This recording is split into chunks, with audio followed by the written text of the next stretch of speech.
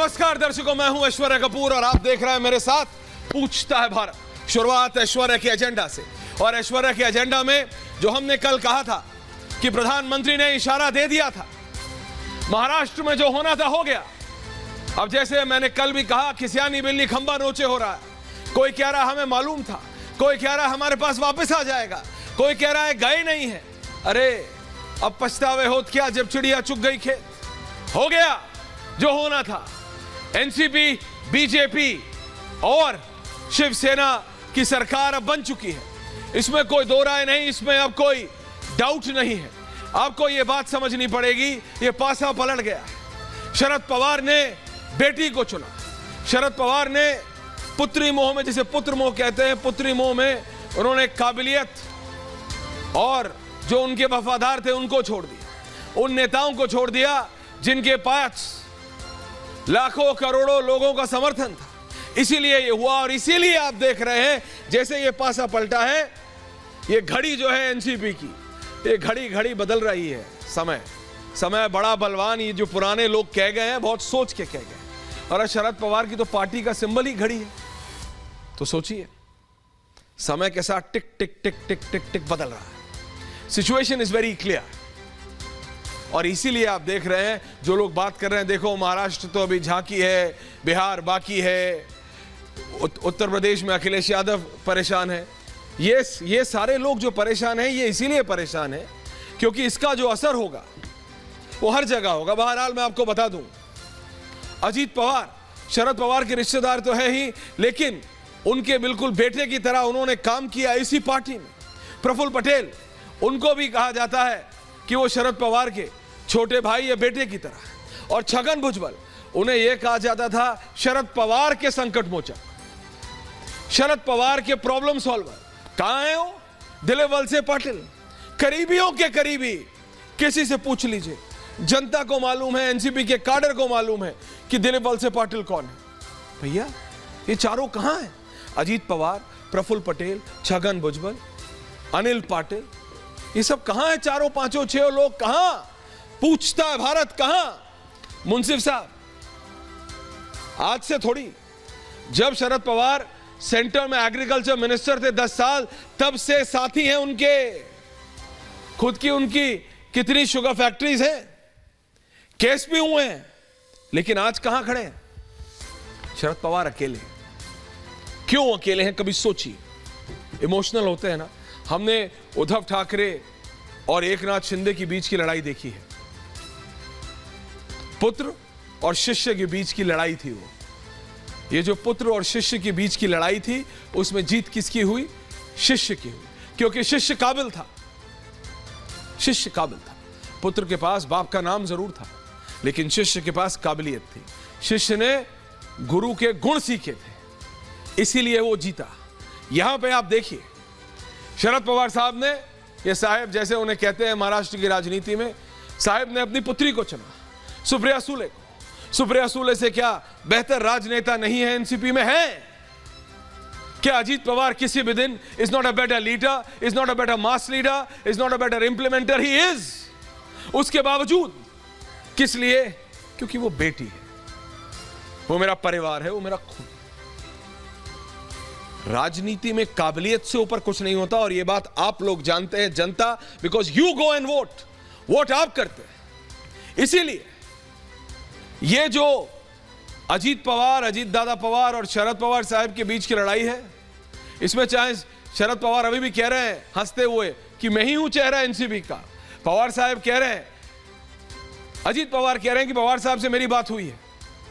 ये किस लिए? क्योंकि वो एक दूसरे की इज्जत रख रहे हैं। अजीत पवार अभी भी शरद पवार की इज्जत रखना चाहते हैं कि समझ जाओ दादा, आप अकेले हो, आप और सुप्रिया जी अकेले हैं, सब इधर आ गए। प्रफुल्ल पटेल तक अजीत पवार के साथ आ गए। इसका क्या मतलब है? एनसीपी मूव कर गई है। मैंने आपको कल ही बताया था, 53 में से 43। आज कुछ लोग ब्रेक कर रहे हैं खबर, हमने आपको कल ही बता दिया था। 53 में से 43, 53 में से 43 एमएलए एनसीपी के अजीत पवार के साथ है। बीजेपी एक बार मुंह की खा चुकी है, लेकिन इस बार नहीं। इस बार जब तक गारंटी नहीं हो गया, तब तक बीजेपी ने काम नहीं करेंगे। अजीत पवार ने कहा लो 35 का साइंड और 43 ये खड़े। जब देवेंद्र फडणवीस और एकनाथ शिंदे एक शाम अचानक दिल्ली आ गए थे, गृह मंत्री अमित शाह के साथ बैठक थी, उसमें यही तो डिस्कस हुआ कि अब वी कैन गो अहेड। और जिस दिन का डिस्कस था, डिस्कस आज का था, यानी जिनको भी 7-8 लोगों को अगर मालूम था तो आज का मालूम था। लेकिन अमित शाह इज अमित शाह, उन्होंने 24 घंटे प्रीपोन कर दिया। आखिरी मिनट, आखिरी क्षण संडे सुबह बोला गया नहीं आज ही होगा, आज ही होगा, संडे को ही बोल दिया गया। समझ रहे हैं आप? और यह तब होता है जब समय उल्टा चल रहा हो। यह बात मैं शरद पवार जी के लिए कर रहा हूं। ये वही शरद पवार हैं जिन्होंने चैलेंज किया था अमित शाह को, जब पिछली बार अजीत पवार को वापस बुला लिया। देवेंद्र फडणवीस ने हमारे editor in chief Arnab Goswami को जो इंटरव्यू दिया उसमें साफ कहा, और ये सब उस इंटरव्यू के 4 दिन के अंदर हुआ है, 4 दिन के अंदर उसमें कहा कि पिछली बार भी जो सरकार बनाई थी अर्नब, वो सरकार की बात शुरुआत पवार साहब से हुई थी, पवार साहब ने पलटी मारी थी। तो इस बार समय तो बड़ा बलवान, समय ने दिखा दिया कौन ताकतवर। दिक्कत यह है अजीत पवार समझते हैं कि अब फ्यूचर बीजेपी के साथ है। आप राष्ट्रीय स्तर पे नरेंद्र मोदी को टक्कर देने के लिए आप राहुल गांधी का नेतृत्व मान रहे हैं।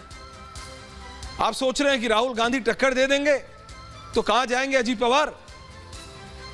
उनके पास तो अभी 10, 15, 20 साल है राजनीति में। वो कह रहे हैं क्या कर रहे हो आप, आ जाओ इधर। मनाया फिर पलट गए, मनाया फिर पलट गए। तो फिर अजीत पवार के पास कोई मौका नहीं, तो मतलब ही हैड नो अदर ऑप्शंस। उनके पास कोई और चारा नहीं था। चारा से याद आया बिहार, चारा घोटाला वाले परेशान है इस बार ईडी या फिर सीबीआई से नहीं। ये देख रहे हैं ना, मोदी वर्सेस ऑल की जो पिक्चर थी, इसमें से धीरे धीरे एक आध तस्वीरें निकल रही हैं। नीरज और रमेश जी, थोड़ा काम ज्यादा करना पड़ेगा इस वाले ग्राफिक में भी। गरिमा, अब पवार साहब को वहां से हटा के इधर लाना पड़ेगा। समझ रहे हैं आप? पवार साहब को वहां से लाके यहां लाना पड़ेगा। किस लिए? और ये बढ़ सकता है। और ये जो मोदी वर्सेस ऑल की तस्वीर है जो आप लोग ये देख रहे हैं, ये सारे लोग हैं, ये इन सारे लोगों में एक एक करके लोग कम हो रहे हैं। दिक्कत तो यही है ना, लालू प्रसाद यादव को यही तो दिक्कत है। उनके 2 बेटे हैं, आपस में दिक्कत चल रही, ये आप भी जानते हैं, मैं भी बताने की जरूरत नहीं। लेकिन नीतीश कुमार के विधायक राहुल गांधी को नेता मानने को तैयार नहीं। जो एग्जैक्ट प्रॉब्लम अजीत पवार को थी, शरद पवार को वो और मनाने को तैयार थे, लेकिन जैसे ही वो पटना की उस रैली में राहुल गांधी को नेता मानने लगे, बोले एंड ऑफ डिस्कशन चाचा, चलेगा नहीं। जेडीयू के विधायक ऑन रिकॉर्ड बोल रहे हैं राहुल गांधी का नेतृत्व मानेंगे तो जेडीयू समाप्त है, कगार की ओर चला जाएगा। आरजेडी में अपनी अलग दिक्कतें हैं, परिवार से आगे वहां कोई नेता जो मर्जी कर ले, एड़ियां घिस ले, जो पहले दिन से लालू जी के साथ हो, वो सब छोड़ गए। आधे लोग ऑलरेडी छोड़ चुके। 2 नेता तो ऐसे हैं जो मोदी की कैबिनेट में मंत्री हैं। फिर क्योंकि ये लोग जब परिवार के आगे काबिलियत को दबाते हैं, तो कई नेता ऐसा होते हैं वो उनका एहसान मानते हैं कि नहीं, इस नेता ने मुझे इतना मौका दिया, इस नेता ने मुझे तब उठाया था जब मैं कुछ नहीं था, हम लोग फुटपाथ पे एक साथ पोस्टर लगाते थे, आज मैं कैसे छोड़ूं? लेकिन कब तक? आखिर टिल व्हेन? पीढ़ी दर पीढ़ी आप चुनते रहेंगे तो फ्रस्ट्रेशन तो आएगी ना। इसीलिए मैं कह रहा हूं जो बेसिक है, जो रियल प्रॉब्लम है, वो है परिवारवाद, डायनेस्टिक पॉलिटिक्स। इसीलिए आप ये देख रहे हैं अजीत दादा पवार शरद पवार साहब का साथ छोड़ के गए। अब मुझे बताइए, पूछता है भारत, एकनाथ शिंदे ने उद्धव ठाकरे का साथ क्यों छोड़ा? कोई और कारण था? नहीं। आप जो लोग स्वर्गीय बाला साहब ठाकरे के साथ जिन्होंने एड़ियां घिसी, काम किया, दिन रात उनके इशारे पे जो उन्होंने कहा वो किया, उनको नजरअंदाज कर दिया। सिर्फ अपना ही परिवार, सिर्फ मातोश्री से आगे पार्टी नहीं। तो क्या करते एकनाथ शिंदे और उनके विधायक? अल्टीमेटली बहुत कोशिश की, सरकार में आने के बाद भी सालों साल कोशिश की, नहीं माने, फिर आए।